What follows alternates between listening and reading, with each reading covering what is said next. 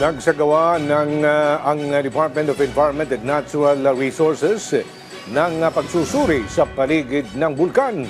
Kabilang sa mga sinuri ay ang kalidad ng hangin at ang tubig sa ilog. Samantala, DSWD may paalala sa mga residente kaugnay sa pagtanggap ng tulong mula sa ahensya. Si Connie Kalipay ng Philippine News Agency sa sentro ng balita. Pasado o good rating ang resulta ng pagsusuring isinagawa ng Department of Environment and Natural Resources Environmental Management Bureau sa Bicol sa mga pollutant na nag-uugnay sa aktibidad ng bulkan.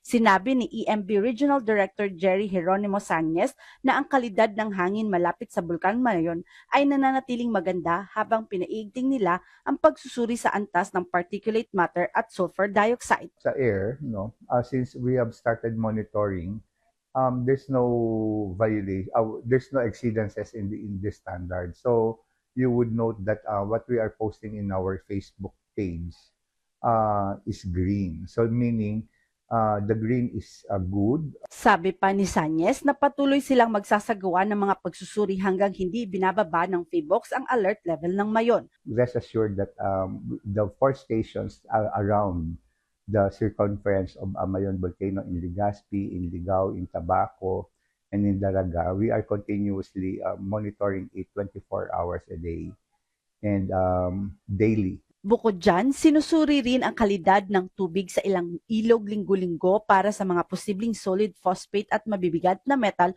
tulad ng lead at cadmium na maaaring idulot ng lava flow o ashfall.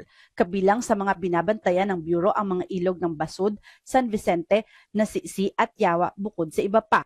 Samantala, iginiit naman ng Department of Social Welfare and Development sa Bicol na hindi na kailangan magpakita pa ng mga identification card para makatanggap ng tulong ang mga evacuees na apektado sa pag-aalboroto ng Mayon.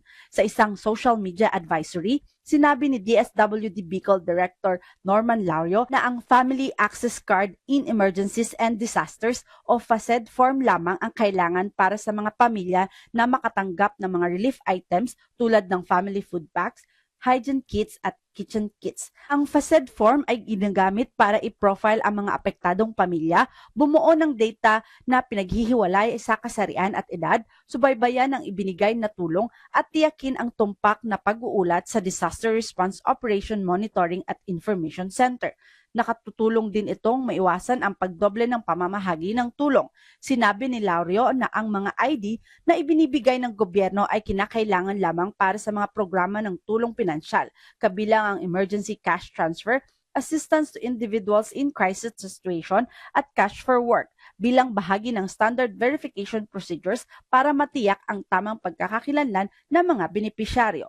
Ang 59 anyos na si Shirley Bo, isa sa mga evacuees mula sa barangay Calbayog, Malilipot, Albay, nagpahayag ng kanyang pasasalamat sa maagap at mas pinadaling tulong ng gobyerno. Maraming salamat po, napakarami po nito. Malaking tulong na po ito sa amin. Sa kasalukuyan, nasa halos 8 milyon na ng tulong ng gobyerno ang ipinaabot sa mga apektadong pamilya, kabilang ang 5,538 family food packs, 1,003 ready-to-eat food packs, 1,127 hygiene kits at 1,127 sleeping kits. Mula rito sa Albay, para sa Integrated State Media, Connie Kalipay ng Philippine News Agency.